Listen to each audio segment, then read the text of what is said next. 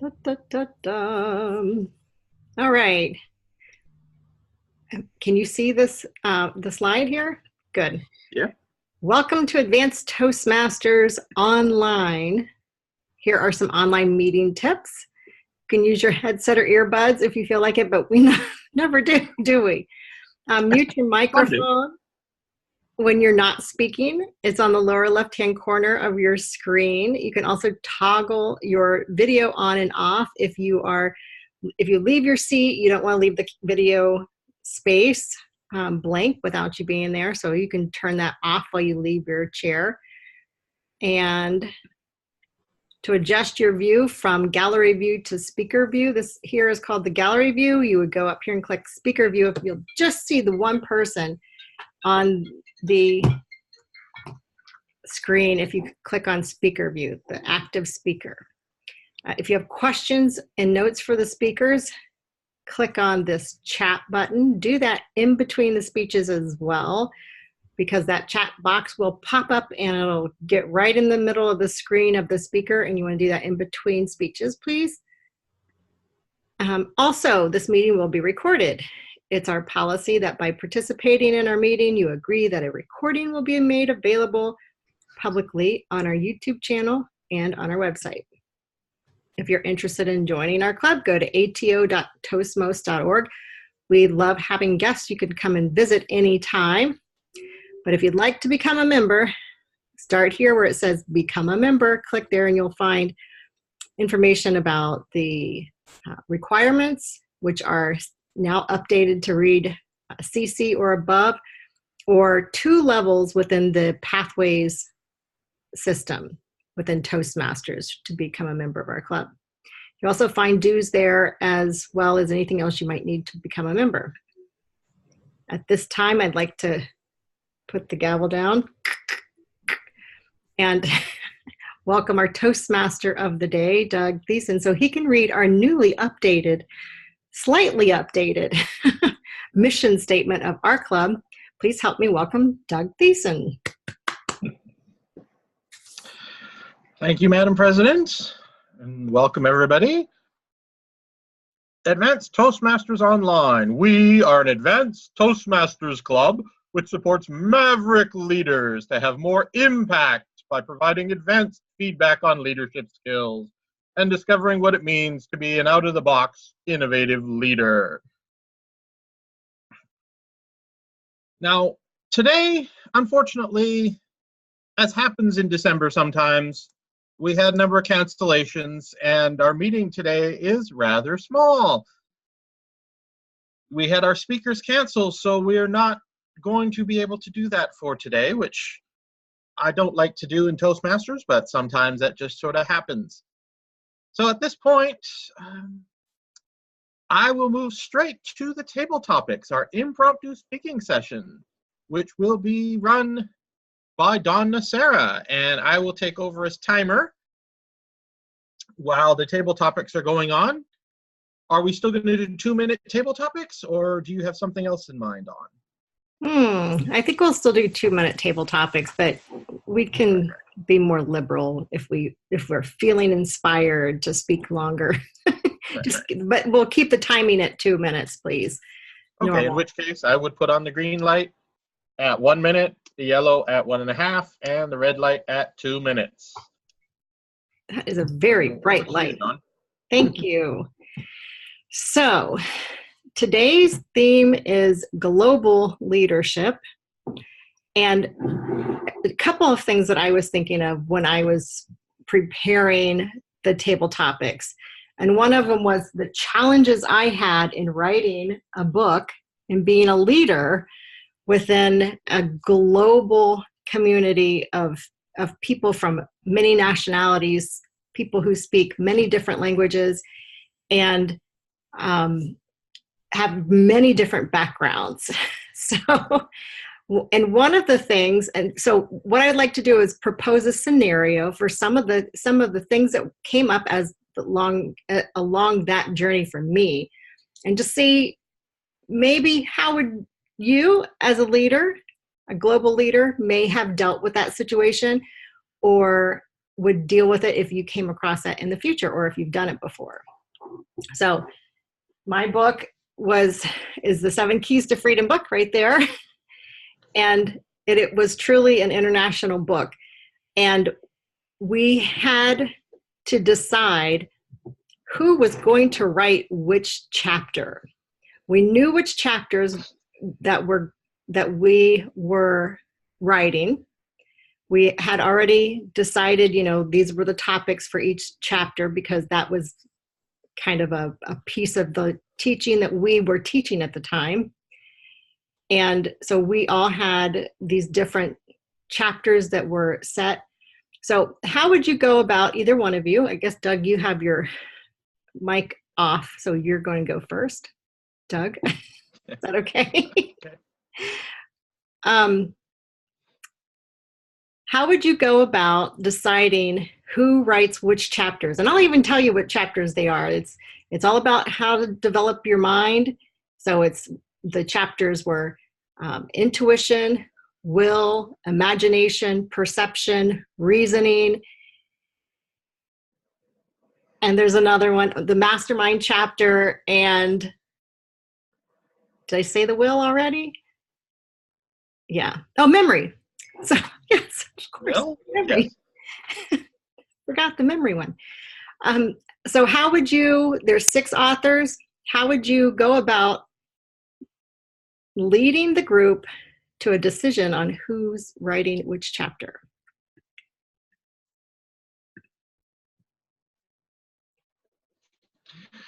Thank you, Dawn. That would be interesting. I think the first thing to do would definitely sit down and have a mastermind session with the authors together so that some decisions can be made. Now, I think for intuition chapter, you just have to kind of go, okay, who feels like doing this one? And the one who just has that feeling, that intuition, would be definitely the person to write it. For the will one, I think I'd have to take leadership and just say, Andrea, you're the one who's going to write it. Because, of course, it's about will. For the mastermind one, probably a group effort might be the best way. You could each kind of take a sentence and work it like that. But no, I think really, to be more serious about it, you sit down, you want to discuss this as a group and really establish who would be the most suitable for each one. Everybody has slightly different areas of interest, areas of expertise, and some people might have stronger abilities in those particular areas that you listed, and unfortunately I can't remember all of them. So it's a matter of, I think, coming to consensus, discussing who would be showing their strengths in particular areas. And sometimes you do just have to say, nobody's volunteering for a particular chapter. Sometimes you just have to say, look, okay, Dawn, you haven't selected a chapter yet that really would show your expertise, and no one else is choosing this one. So I think that this particular chapter would be the one that you will go with. And we can all do our research. We're certainly capable of discovering more in order to write about it. So in the end, we work together, we get it done. Back to you. Thank you, Doug. And Lori? Oh my God, I forgot about our meeting. Well, Doug kind of took over since you weren't Good. here. Fine. I'm so sorry. It's quite Well, you're here. You are here. And just to let you know what we're doing, I am doing the table topics section. We don't have a speaker, so we're just doing table topics. And the table topics are around global leadership. And I'll actually bring my book up here. I wrote this book, and I'm riffing off of this idea. We had to rewrote this, and it was internationally written. We were literally in many, many different countries, and there were so many different problems that we had to face based on us being all over the world. And I'm asking questions about how would you have handled these things, or how might you handle them if you're ever in this situation. And then we're going to switch it up. I'm going to throw the ball to you guys so we can you just come up with some different scenarios on things that you might have dealt with within your life about being a leader, and maybe how the global leadership affects, something that you want to share with us. Does that make any sense? Kind of feel like I was rambling. Mm-hmm. Okay. So the next question, I think, Andrea, are you up for the next? Dawn, what's that, Lori? The connection, when you're speaking, the connection goes in and out. It could be your bandwidth, your Wi-Fi bandwidth problem or something. I don't know. You're fading today. Yeah, you're fading today. Not your image, but just the voice. Okay. Can you hear me now? I'm stopped now? Oh, now come on. You had a big blank there for a moment. I'm going to switch over just to the other and just see if it helps, the other connection. So give me a second here.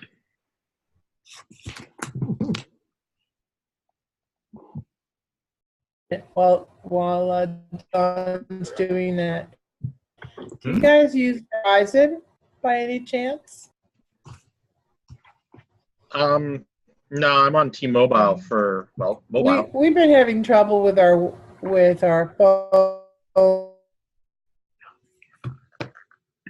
and we just had and everything runs amazingly well. I don't know, $1,200 for it, and they did it for us for free because the whole area here was set. Wow. Can you repeat that, So Lori? yeah, that probably helps the whole area.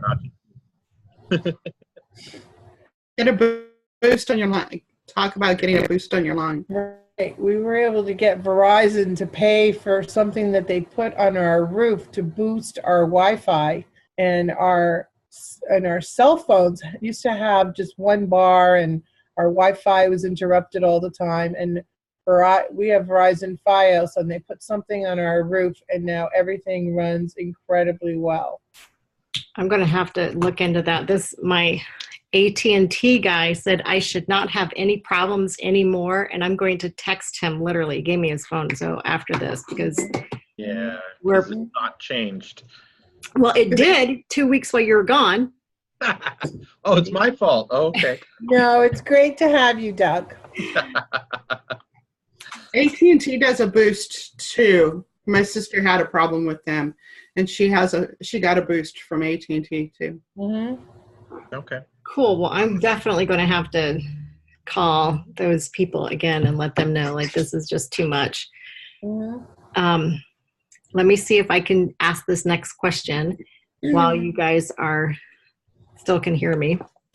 So one of the challenges that we had while we were writing this is that there's a language barrier, and people who speak English as a second language are very proud of their ability to speak English and write in a second language, especially if they've put so much time and so much energy and so much of their life into learning to be great English speakers. So I was the only one whose only language is English. We had French and English, French Canadian. I had an author her parents were both Turkish and Egyptian. So she was raised in a Turkish and Egyptian household. We had Mexico City, and he spoke Spanish, English as a second language. And for work, he was speaking English very well. And a very good friend of mine, very highly educated from Bulgaria, who took a lot of pride in her ability to communicate.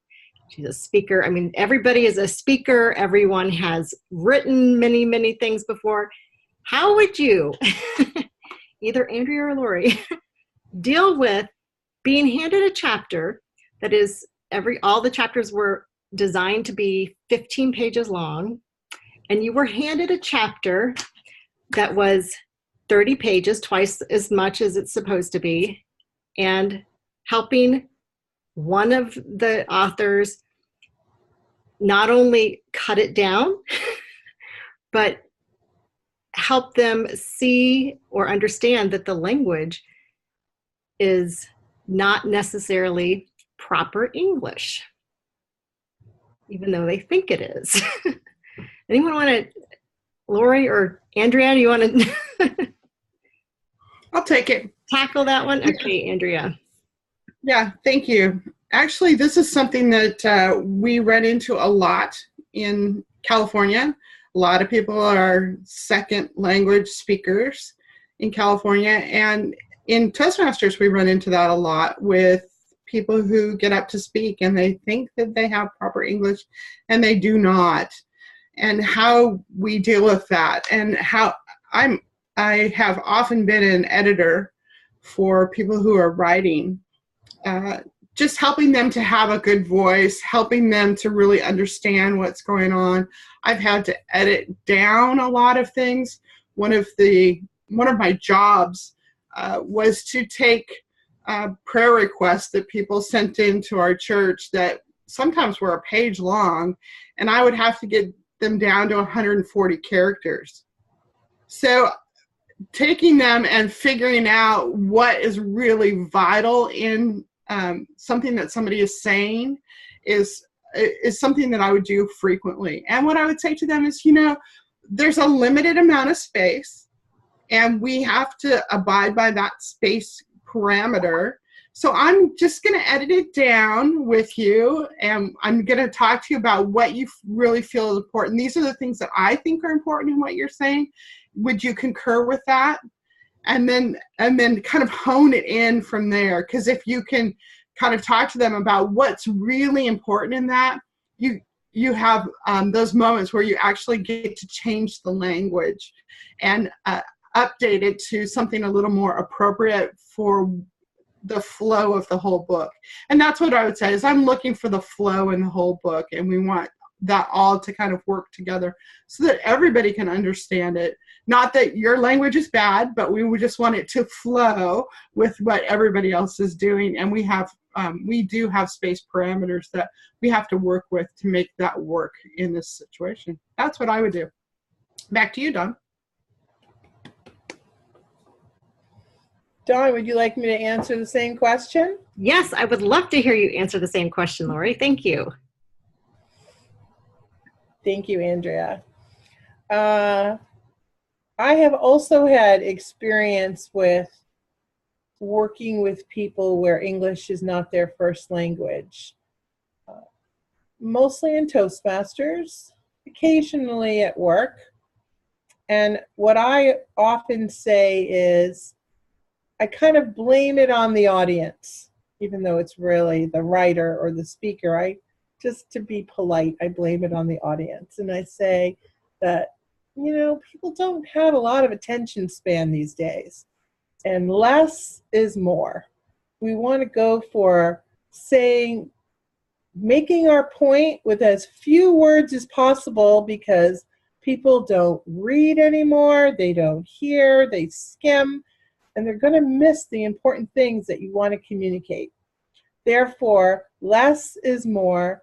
We want to get to the purpose, and I use some of the principles that the Competent Communication Manual would teach about getting to the point, having 3 points that you need to make, and having purpose, being purposeful, and being aware of communicating succinctly so that the audience will remember what it is that you're trying to communicate. And I kind of just blame it on the audience. So, letting them know that, 300 pages condensed to 3 pages might actually be more effective, because who's going to read 300 pages? And so whatever is appropriate in the context, but I usually blame it on the audience, and I'm successful And then, of course, correcting English, I just say that I'm really good in grammar and let me help you with the grammar. But in terms of volume, that would be how I would handle it. Blame it on the audience's lack of attention. Back to you, Madam Topics Master. Thank you very much, Lori. I'm going to have to remember to blame it on the audience's lack of attention for so many different scenarios, and even for myself. Like I can hear myself. Oh, remember, the audience has a very short attention span. So the next part, I would like to kind of propose that I volley this topic to the next person who would like to take over and lead the table topics and ask questions relevant to some experiences that you have within global leadership. Anyone want to take this on? Andrea, go for it. I'm just going to throw it out there, and then I'm going to have y'all can just decide if you want to answer this question. This is something that I run into pretty frequently. I live in an area that is about 42 miles long. At one end of the valley it's a valley. It's long and skinny. One end of the valley is, most people say, fairly white, Anglo-Saxon, very hip, trendy, that kind of thing. People come to Palm Springs, Palm Springs. The middle of the valley actually is the wealthiest part of the valley. It's where industry leaders live. Lee Iacocca used to live there. But people that you would know, lots of money in the middle of the valley. And then on the far end of the valley is your farm workers and migrant workers who primarily speak Spanish, Mexican. And I run a ministry and have been in a ministry where I have had to work with all ends of all spectrums. And one of the things that we run into frequently is volume control. Apparently, in the Mexican community, when you're listening to music or having an amplifier, you turn it on to full volume and then have to deal with the onslaught of what that is. And I'd just like to know how you would handle that situation.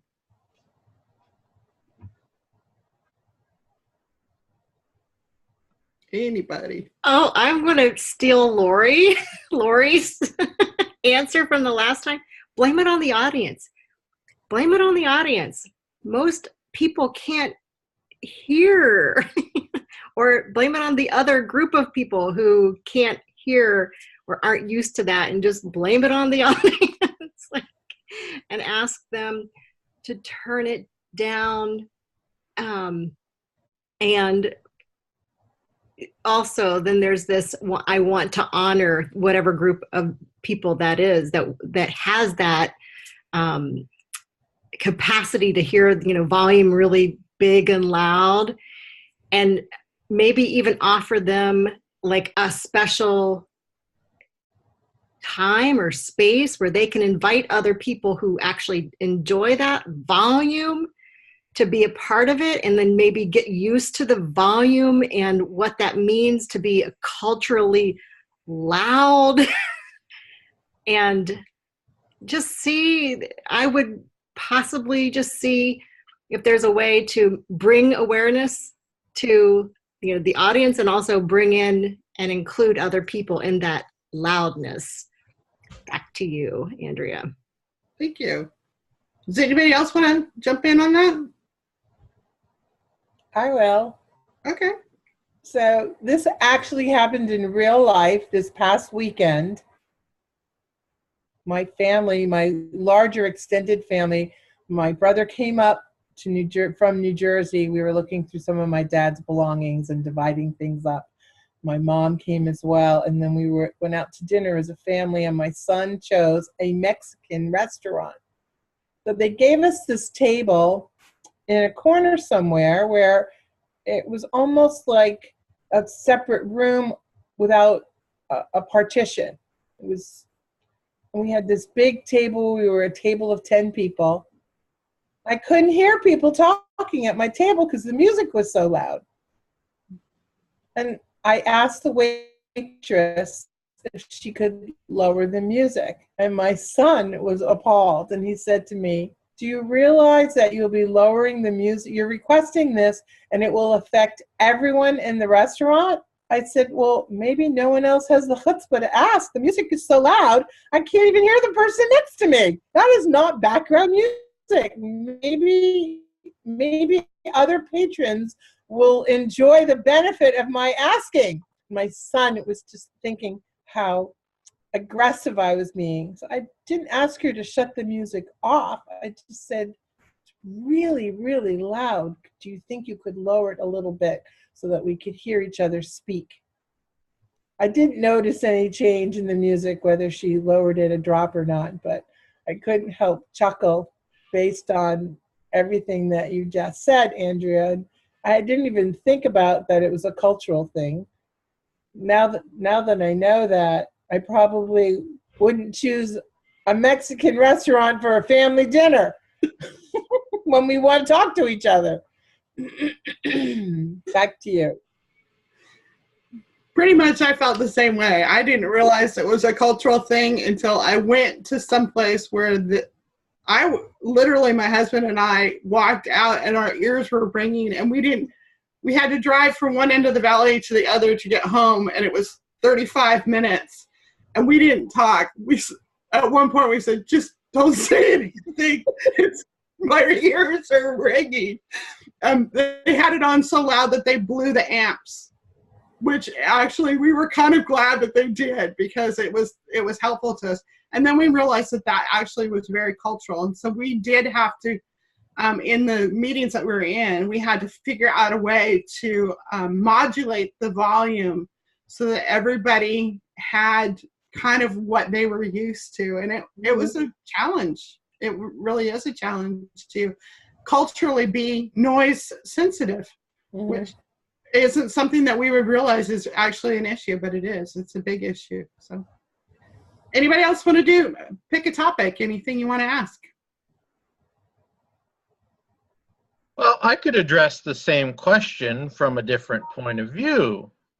I don't know that it's necessarily a cultural thing, but I certainly enjoy turning the music up loud at times, particularly since I'm a heavy metal fan. So, yeah, I'm glad there's no grammarian there.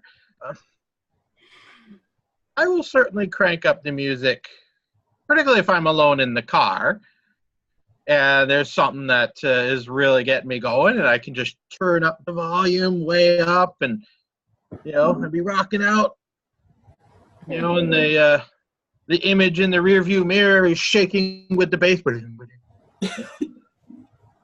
And if I'm really having fun, then it of course depends on the weather too. I'll open the windows and give everyone else the opportunity to enjoy it as well. Not that they seem to. But, well, how could I possibly keep this from the fellow drivers all around me? But at the same time, if I have other people in the car who wouldn't necessarily appreciate the music nor the volume, well, then I'm not going to be doing the same thing. I would respect that they want to listen to something else. So instead of heavy metal, if I'm riding with my wife, we'll probably put on the Beatles instead. And occasionally there's songs that could be turned up somewhat, but not to the same level that I would have when I'm alone. So it's not a cultural thing, and I certainly would still respect other people's limits on what they tolerate for noise. And of course, if I'm trying to have a conversation, having music outrageously loud wouldn't work for me at any time. So back to you. Thanks. I do have another question. Have any of you worked with a translator when you're doing a speech? Has anybody worked with a translator? And how did that work for you? If you have. I have not. Yes, Dawn. I have not, but I will tell you it's something that I've witnessed before. My co-author who lives in Mexico City, one of the things that he would do is he would he would have it translated, the speech. He would speak it in English, and then he would put a wire in his ears, and he would actually hear himself speak and then speak in in English what he was saying. So that was helpful, and I've seen that work. And at one point I was like, how do you just speak so fast and so fluently? He wasn't missing a beat, and he just pulled it, because I couldn't see it. He pulled his ear back, and he was just speaking right behind what he was hearing in his ear. I'm sure that would take a lot of skill and a lot of practice, but I've seen it happen, and I'll just pass that on to you as a possibility. I will jump in here because I have worked with a translator, and it is very challenging. If you have a 2 to 3 minute speech, you only get to speak for a minute, because you have to have that time frame to adjust to somebody else speaking. But the other part of that I found really interesting, and as I worked with a translator, I wrote my speech out in English, and I handed it to my translator, and I said, I will stick to this as close as I can. Is there any place that I need to pause for you? And he went through with a red marker and just put a slash mark throughout my speech and said, every time you see a slash mark, pause, and then I will talk. And I thought that was one of the greatest things I learned is asking them, giving them the opportunity, if you can write it out ahead of time, to give you the pauses so that they can give the correct thought that you're trying to say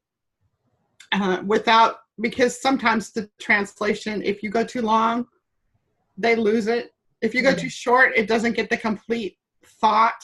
So they do thought for thought, not just sentence by sentence. They do thought for thought, because our sentences and their sentences are different.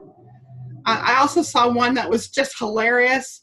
Sometimes your stories don't translate. And we had one where we were in another country, and the speaker was trying to tell the story of the goose of the golden egg. And the translator looked at the guy and said, I'm not translating that. And he said, well, I need you to translate it because it's really important. He's like, I am not translating that. You just need to move on to something else. And later we found out that it was really an offensive story in that culture. Mm-hmm. So asking your translator some of those questions is really helpful too. So just a thought for you. There you go. Anybody else want to jump in now? I don't have anything, but I'd love to know if somebody else does. And Andrea, I really appreciate your perspectives. I'm enjoying hearing how you do that. I can jump in. Great. One of the challenges that I have had in working with people where English is not their first language has been, I work in a technical field, and sometimes it requires accuracy to really understand what someone is communicating. And I have found sometimes tense, whether you're talking about the past tense or the future tense, can get mixed up. And I'm just curious if anyone else has had this issue where someone may have said they completed something where in fact they were planning on doing it, but because of the way the communication barrier with tense came up, there are miscommunications that occur. So do you have any experiences with miscommunication due to English as a second language?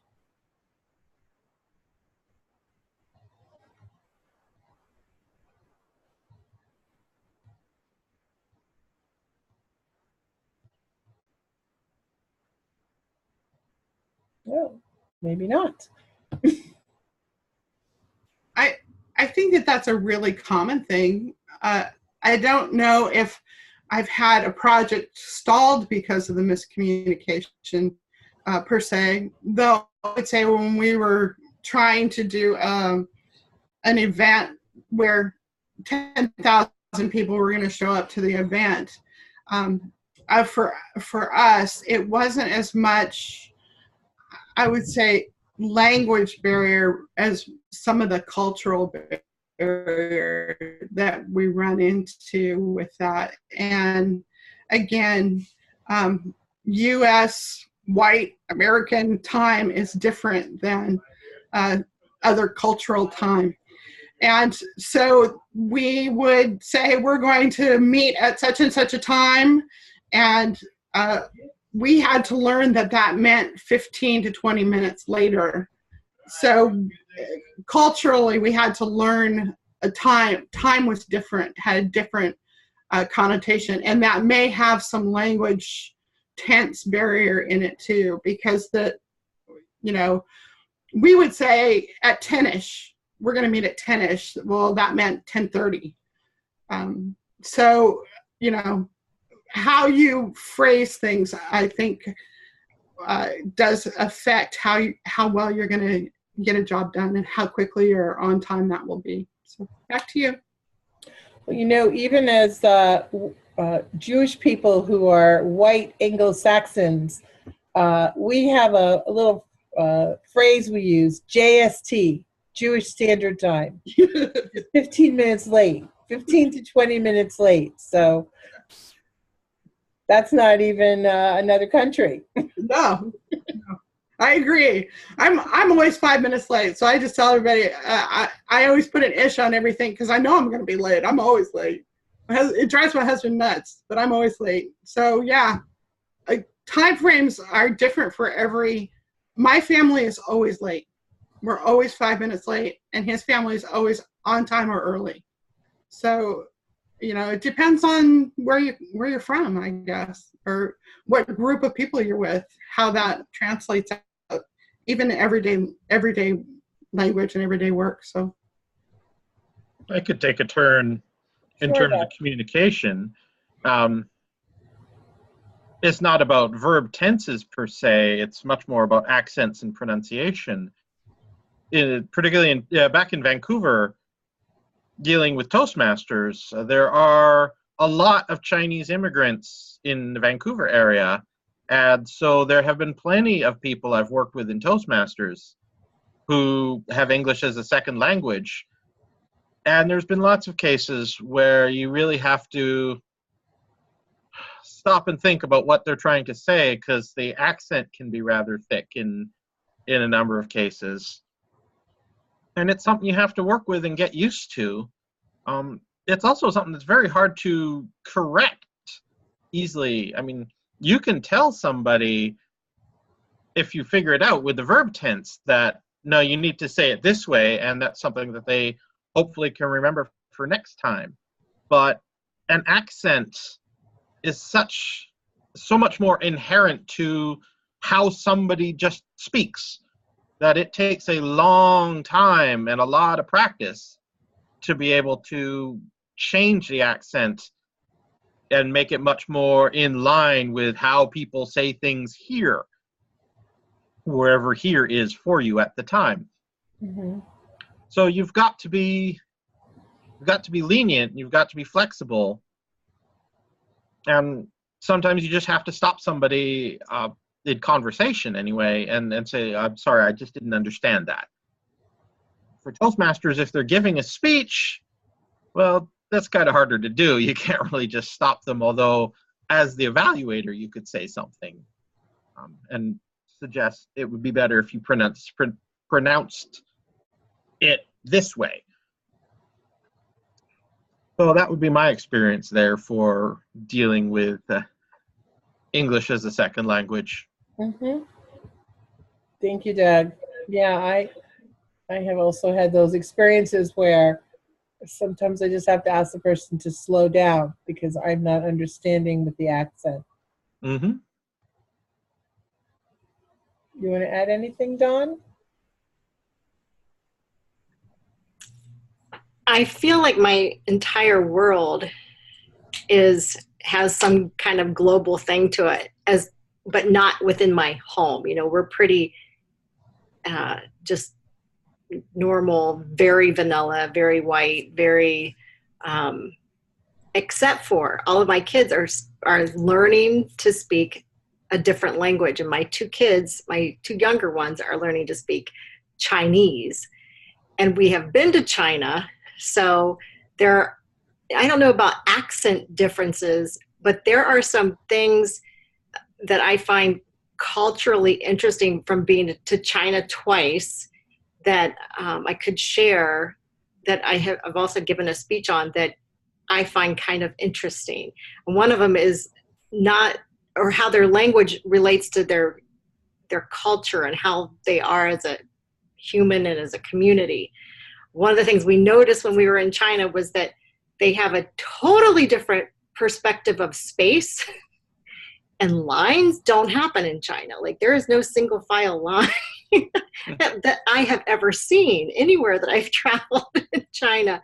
They kind of mob. It's like a group mob around, you know, the entrance of whatever the place is, and you make a mad rush towards the ticket booth. And I think I might be frozen up.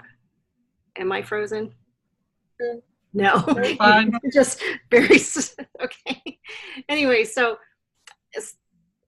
in America, we would never think to push people to get to the front. Maybe we would. Maybe not. But I found that the older and the more feminine, the old women there have no problem pushing their way and knocking people over in order to get to the front of the line. And they don't wait for respect. You know, like, they don't wait to be like, oh, you know, I will help you forward. They just feel very entitled to moving forward on their own. And I kind of like that. But their sense of space was a little unnerving for me, because I'm not used to being, I'm used to having my 6 feet of personal space. And that is just not a thing there. And they don't get bothered by it. Like, it doesn't mean anything if somebody bumps up against you while you're in line, or it doesn't mean anything if you're almost knocked over by the car that's driving right beside you. And their street cleaners will walk right in the middle of the road and not even care that there's cars right there. They have no fear of being hit.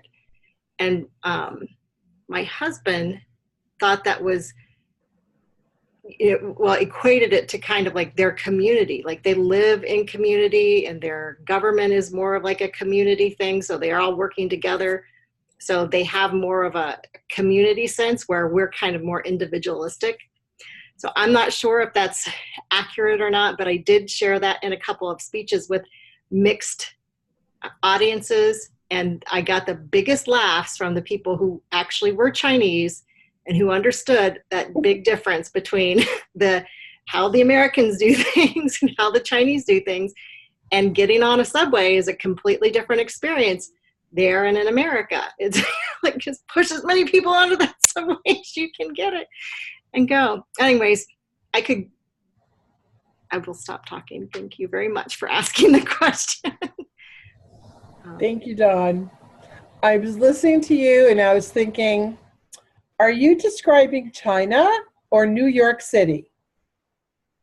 And I'll bet the experience in different places in the US are completely different. When I grew up in New York, when I visit in Washington, D.C., I noticed, wow, people are so polite. You drive up to an intersection and someone waves you on to go instead of plowing in front of you.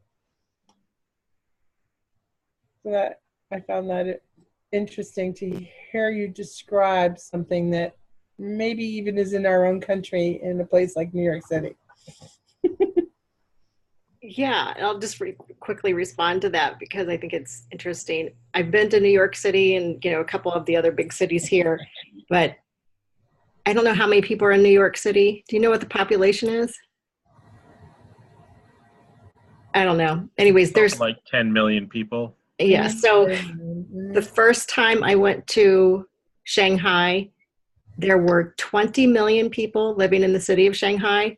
The second time I went there, they said that it was 30 million, and they were less than 10 years apart. So like just the amount of people, I think does increase that that feeling of what it is. So anyways, I agree. Lori, New York is crazy. I have an observation that it's something I've just been watching lately and kind of listening to lately as we're talking about languages and cultures and those kinds of things. One of the things that I'm recognizing is that more and more people are speaking what I would call Hollywood English. So you don't hear as many accents, really strong accents across America that you would have heard even 10 or 15 years ago. Because more and more people are speaking, when you're speaking in front of a group, more and more people are speaking Hollywood English. So we have a baseline that we're listening to on a regular basis that I just think is something that we might want to start acknowledging, that we are becoming more baseline in our language than we used to be. Doug, I can hear it in your language sometimes with your how you say your O's, and there's a certain, I can pick out a Canadian actor just like that because of the O's and the ah sounds that you make. But overall, we've become much more baseline. Like you wouldn't know, Lori, that you're from Massachusetts or that area because you have a much more baseline language than what it probably was even when you were younger. I don't know. I'm not a native. I'm originally from New York, and that's why. Yeah. Listen to Rick, and he'll say, "Park the car." Yeah. People around here call me Larry. Yeah. Yeah. But again, New York and Hollywood have that. There's a particular set of the way that they say the words that we've just become kind of used to. That's where all of our TV and movies are kind of produced out of that culture. So even if they're filmed in Canada, they still have that baseline language that they're working with. And I find it really humorous when you hear an actor who is doing Hollywood English, they go on a talk show and they start talking and they're Australian. And you're like, okay, they had to work really hard to get Hollywood English as their language, basically. So I'm intrigued by how you feel about that, what you're thinking about that. Anybody have anything? Does anybody else notice that? Yeah, fun. Yes, Andrea, I've noticed that, and it used to be that the news reporters had to speak, and it was a Midwestern accent, but it wasn't. It was like the New York accent without the New York accent, right? And all of the speakers or the newscasters and news reporters all across the major cities in the United States, they all had that, and they get off camera and they would speak Texan or Southern, Louisiana, but it was the presentation on camera where they had to speak English in a proper way. I have found it really soul satisfying to me to hear radio personalities now talk with more slang, and I can feel it turning around. Like people are given more permission now to be more authentic and true to what their personal language is. So when you used to hear rap radio stations, if anyone listens to rap, and it would be a very kind of white Midwestern conversation, even though there were not white people, being the presenters of that show. And now it's like wherever they're from is very out there, and it's a part of the personality, and it's a part of the show. So I appreciate that. I think that's changing a little bit. And also I think we still share our best language especially when we're speaking and we want to communicate to a broader audience. So it is a very effective way to communicate if we want to reach more people, if we speak so the most people, the Hollywood, we call it the Hollywood English, because it is recognized by most people and it won't be as confusing. Yeah. I have another language issue. When you say you, which you are you saying? Like Doug, you, or you, all of you? How do you identify which one of those it is? Well, I think that's different languages have little nuances like that. So in English, the word you is singular or plural, and we can learn to use it to our advantage. For example, I have learned from Darren LaCroix, a Toastmaster champion, to ask a question at the beginning of a speech and intentionally utilize the fact that you is either singular or plural to ask a question like, have you ever blah? And when you ask a question like that in your speech, each person feels that you're asking them individually, but really it's you're asking everyone, because it can be a singular or a plural. So it's just a nuance in English. There's something in Hebrew that I've learned about where there are two different words for mine, for something that belongs to me.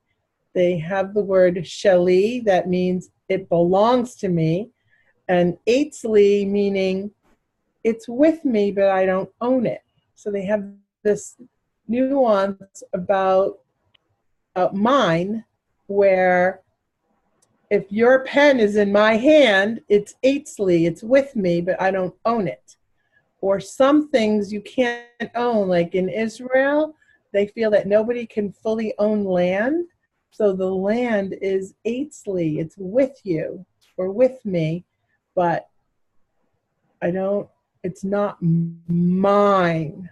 So anyway, I think that, I don't know a lot of other languages, but I'm sure every language has nuances like that. And in English, we have the word you, singular and plural, that could be confusing, and we can also use it to our advantage.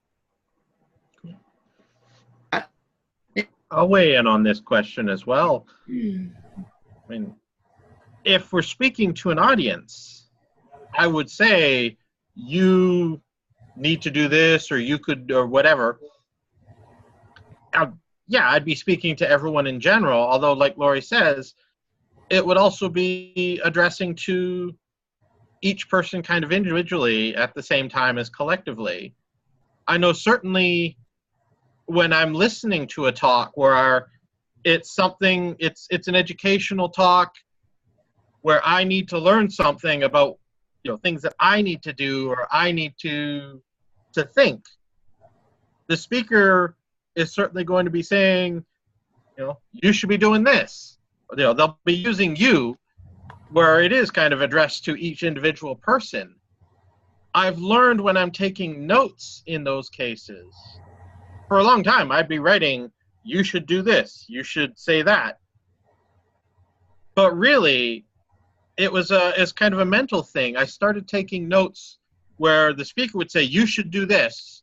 And I would write in my notes, I should do this. And it became more effective to me in my learning to translate that to me and say I or we, as I'm writing it down, Mhm. even though the speaker is saying you. So just a little thing there. Great. Speaking of we are coming to the end of our scheduled time for the meeting. It's 12:50, and I think we've kind of gone somewhat conversational, although we have been at least trying to give each person little 2-minute segments of things. So I'll give a brief timers report for when I was actually timing. I stopped doing that after the second round. For myself, for the first table topics, I spoke for 2:15, Andrea 2:05, Lori 2:11, and Dawn 1:07. For the second round, I forgot to time myself.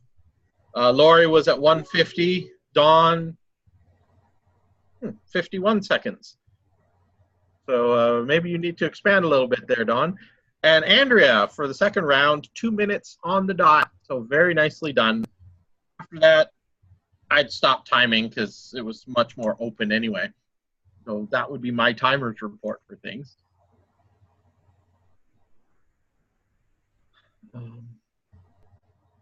And I guess that would really kind of bring our meeting to a close. We would still need to talk about roles for next week, although we could stop the recording first. So I will